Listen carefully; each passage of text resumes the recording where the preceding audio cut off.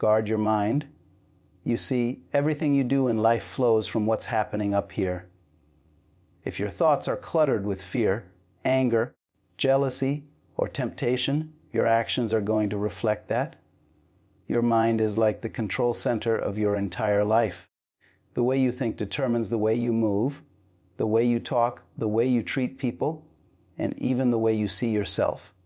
So, if you don't take responsibility for what goes on inside your head, life is going to take control of you instead.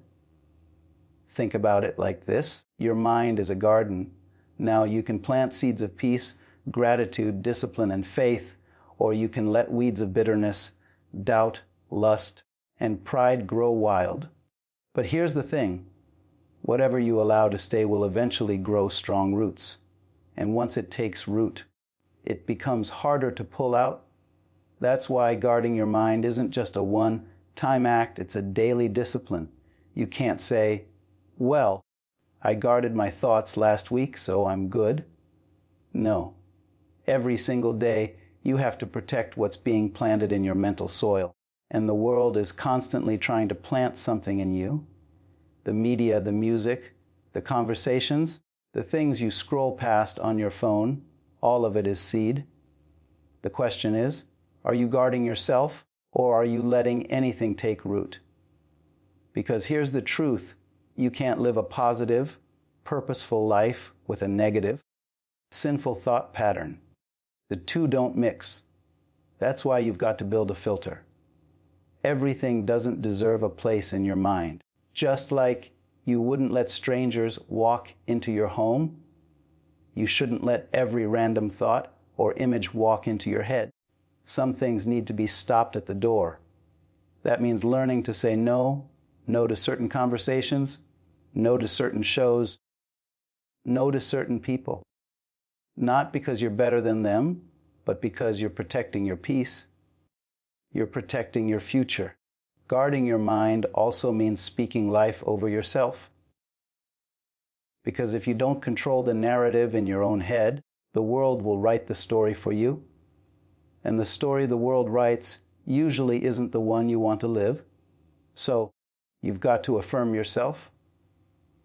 You've got to remind yourself who you are, what you stand for, and where you're going. When sinful thoughts try to sneak in, counter them with truth. Replace the lie with wisdom. At the end of the day, the battle for your life begins with the battle for your thoughts. If you win here, you win everywhere. But if you lose here, it doesn't matter how strong you are on the outside, because the inside will eventually crumble. So guard your mind with everything you've got. Protect it like treasure, because it is. What you feed your mind will eventually feed your life. You can't expect to grow strong if all you're eating is junk. And I don't just mean food. I'm talking about what you watch, what you listen to, what you read, and who you spend your time with. Every single thing you allow into your mind is like a meal. Some meals strengthen you, and some meals poison you slowly without you even noticing. If you want to avoid sinful thinking, you've got to watch your diet, your mental and spiritual diet. Think about it. If you spend hours listening to voices that glorify greed, lust, and anger, don't be surprised when those same desires start controlling your choices. If you watch content that normalizes brokenness and destruction, don't be shocked when your mind becomes numb to what's wrong. You see, the brain is like a sponge. It absorbs what it's exposed to, and eventually, whatever soaks in will leak out through your words, your habits, and your decisions. That's why it's so important to feed on the right things. Replace trash with truth. Replace negativity with nourishment. When you wake up in the morning, instead of scrolling through negativity, try reading something uplifting. When you're walking, put on a podcast or music that builds your character, not one that pulls you down. Surround yourself with voices that remind you of your potential, not ones that chain you to your past. Because every seed you feed your mind is shaping the person you're becoming. Now let's be real. Temptation will always try to sell you something flashy. The wrong things often come packaged in excitement, entertainment, and instant gratification. But you've got to look deeper. Ask yourself, is this feeding me or is it draining me? Is this making me stronger or is it setting me up for weakness later? Because not everything that feels good is good for you. Some things taste sweet in the moment, but turn bitter later. Feeding on the right things also means choosing your company wisely. The people you hang around are like mirrors. They reflect who you're becoming. If you spend time with people who think small, act careless, and celebrate sinful behavior, you'll find yourself drifting in that direction without even trying. But if you walk with people who pursue discipline, faith, and purpose, that energy will rub off on you too. Choose wisely, because your friends are part of your diet. And here's the key: consistency matters. You can't just feed on wisdom one day and junk the next, expecting to grow. Just like your body won't get healthy from eating one salad, your mind won't get strong from reading one good book. It's what you do daily that determines your strength. Feed yourself with what uplifts, inspires, and aligns with your purpose, and soon you'll notice sinful thoughts losing their grip on you. At the end of the day, you are what you eat, and your mind is no different. Feed it right, and your life will follow. If you want to avoid sinful thinking, you've got to discipline your environment. What does that mean? It means you can't keep walking into places, conversations, and situations that stir up the very thoughts you're trying to escape from. It's like this: you can't pray for strength and then put yourself right in the middle of weakness. You can't ask for clarity and then surround yourself with chaos. Your environment matters because it influences your mind more than you realize. Every atmosphere carries a spirit. Some places breathe peace, others breathe temptation. Some people speak life, others spread poison. If you're not careful, you'll start absorbing the energy of the environment you're in. That's why discipline is necessary. You've got to make deliberate choices about where you go, what you watch, who you let close, and what you entertain. Because whatever surrounds you eventually shapes you. Think about it. If you place an eagle in a cage full of pigeons, sooner or later, it will forget it was meant to soar. Not because it lost its wings, but because it lived too long in the wrong environment. And that's exactly how it works with your mind. If you're constantly in spaces that normalize sinful behavior, if you're surrounded by people who encourage destructive habits, you will begin to drift in that direction, even if it wasn't your intention. So discipline your environment. Start by identifying your triggers. Where are the places that weaken you? Who are the people that constantly lead you into compromise? What situations seem harmless at first, but end up pulling you off track? Don't ignore those answers. Don't make excuses for them. Instead, draw boundaries. Learn to say no, not just to temptation, but to the environments that birth it. Because once you control your surroundings, you make it much easier to control your mind. This doesn't mean you isolate yourself or hide from the world. It means you walk with wisdom. If you know a place is dangerous for your spirit, don't go there. If you know certain conversations always turn toxic, avoid them. If you know certain friends encourage you to think and act in ways you regret later, love them from a distance. Protect your peace like it's priceless, because it is. And here's the thing: discipline isn't just about avoiding the bad, it's also about creating the good. Build environments that support your growth. Fill your home with books, music, and messages that inspire you. Spend time in spaces where creativity, peace, and purpose thrive. Surround yourself with people who want to see you win, who remind you of your higher calling. Discipline your environment until it works for you, not against you. Because here's the truth: willpower alone won't save you if your environment keeps dragging you back into weakness. But when you discipline your surroundings, you set yourself up for success. You build guardrails that keep your mind safe.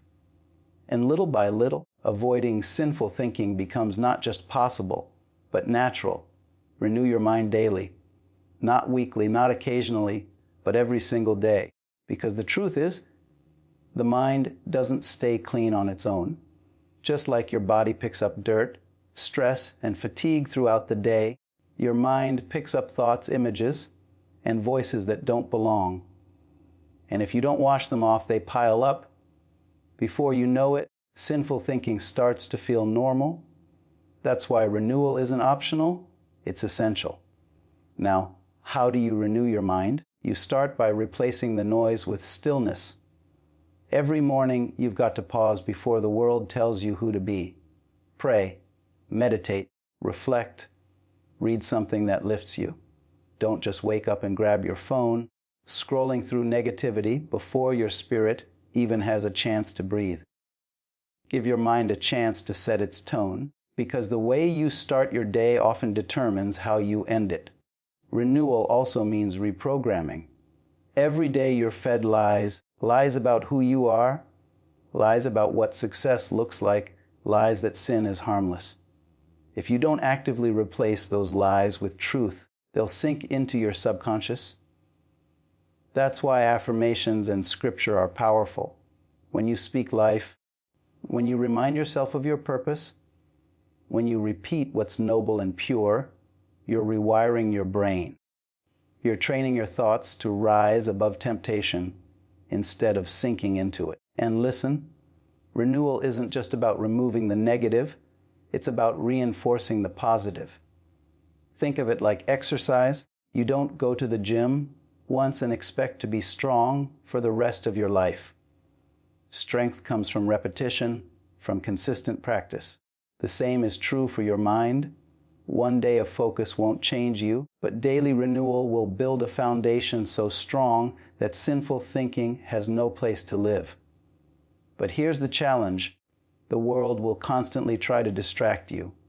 You'll feel too busy, too tired, too overwhelmed to stop and reset. That's exactly when you need renewal the most.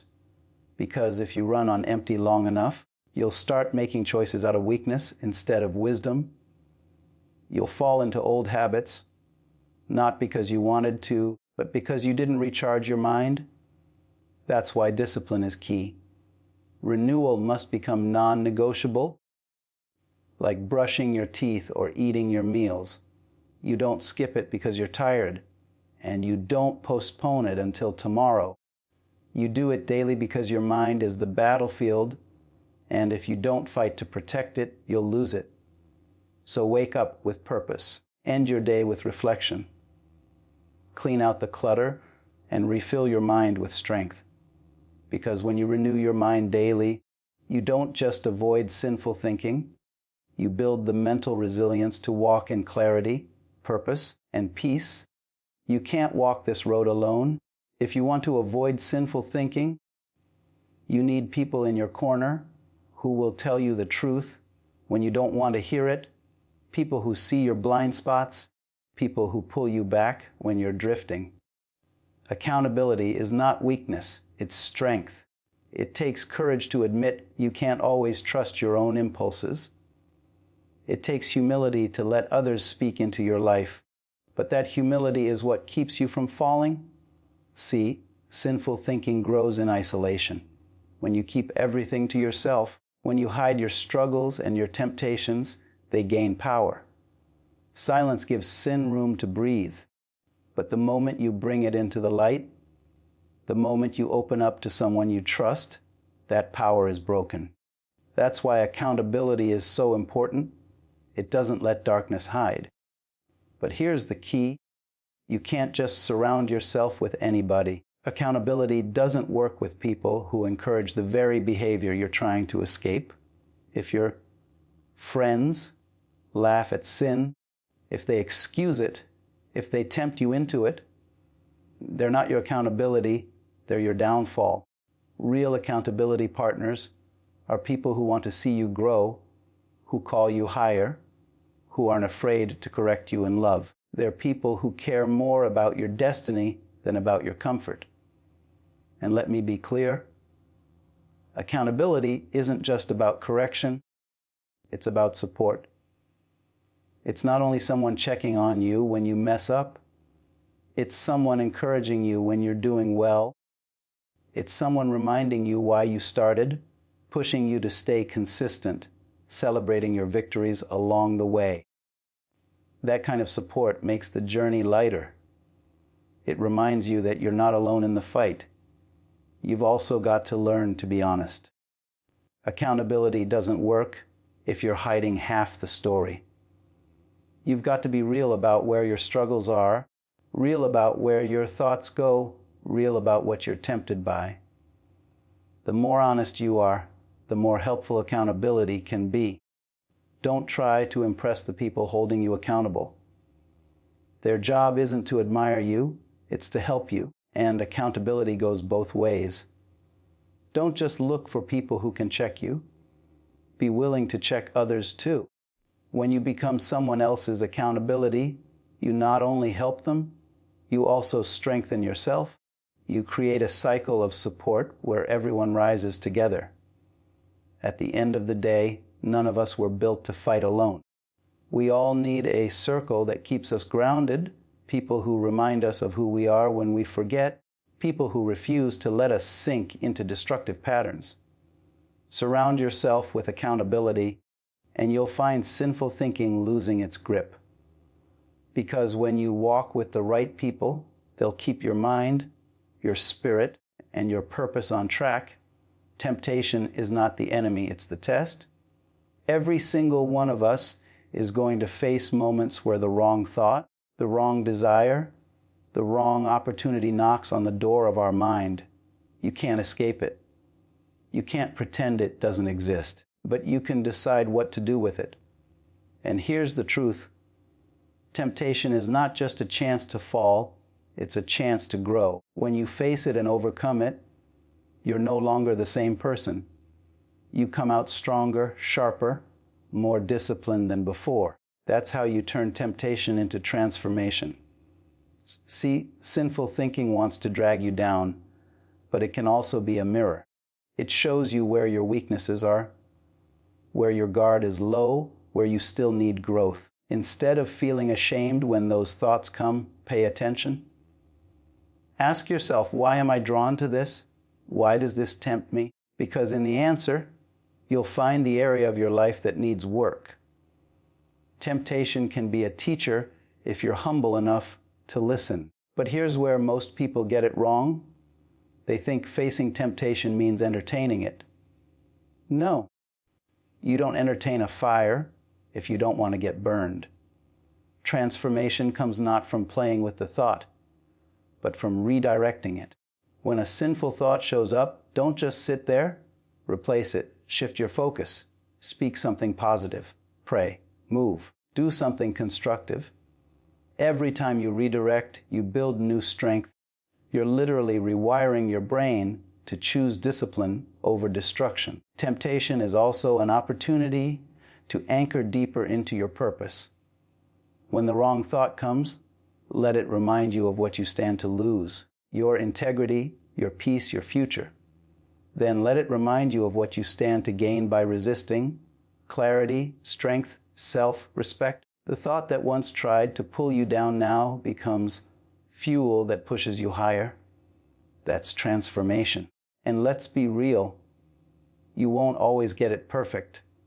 There will be times you slip, times you entertain a thought longer than you should, but even then, transformation is possible. Don't waste the failure. Learn from it. Ask yourself how you can prepare better next time. Build new strategies, set new boundaries, sharpen your awareness. Every fall can become a stepping stone if you use it to rise wiser. The goal isn't to never face temptation. That's impossible. The goal is to let every temptation make you stronger than before, to turn every wrong thought into a reminder of your calling, to take what was meant to destroy you and let it refine you instead. That's how you move from weakness to strength, from guilt to growth, from temptation to transformation. At the end of the day, the thoughts that come don't define you. What defines you is how you respond.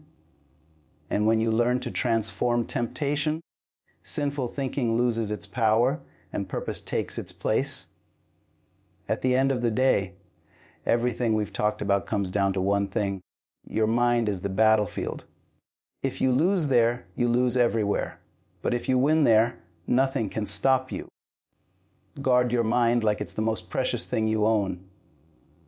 Feed it with what's pure, what's uplifting, what's true. Discipline your environment so that the places you go, the people you walk with, and the choices you make all push you towards strength, not weakness. Don't forget to renew your mind daily. Every day you get a new chance to reset, to clean out the clutter, to start fresh. Don't carry yesterday's garbage into today's purpose. And surround yourself with accountability, real people who love you enough to check you, who believe in you enough to push you, who won't let you settle for less than what you're called to be. And when temptation comes, and it will come, don't let it defeat you. Let it transform you. Let every wrong thought become a lesson. Let every weakness become a chance to build strength. Turn what was meant to trip you into a reason to stand taller. See, avoiding sinful thinking isn't just about saying no to the wrong. It's about saying yes to the right. It's about choosing discipline over impulse, purpose over distraction, destiny over destruction. It's about building a mind so strong, so focused, so renewed that sinful thoughts can knock, but they'll never get a room inside. So I leave you with this: protect your thoughts, because your thoughts shape your future. Choose wisely, live intentionally, and walk with clarity. The mind you guard today will build the life you live tomorrow.